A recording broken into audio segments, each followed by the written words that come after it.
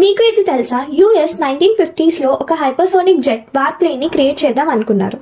ఆ వార్ప్లేన్ ఎంత అడ్వాన్స్డ్ అంటే ఈ వరల్డ్ మొత్తం లెస్ దాన్ 2 hours ట్రావెల్ చేయగలుగుతుంది. ఇది ఎలా స్టార్ట్ అయింది అంటే 1957లో యూఎస్ ఒక రివల్యూషనరీ ఐడియాని ప్రజెంట్ చేశారు. అది X-20 డైనోసార్. ఇది ఒక fighter bomber. US air force ఒక స్పేస్ ప్లేన్ ని క్రియేట్ చేయడానికి ఈ ప్రోగ్రామ్ ని డెవలప్ చేశారు. ఈ space plane military missions and sabotaging enemy satellite, అంటే ఎనిమీ శాటిలైట్ ని డిస్ట్రాయ్ చేయడానికి కూడా యూజ్ అవుతుంది.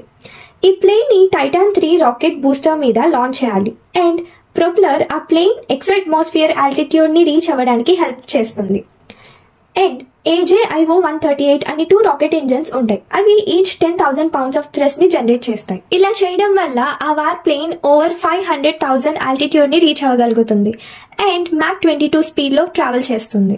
ఈ ప్రోగ్రామ్ ని December 10, 1967లో క్యాన్సిల్ చేశారు.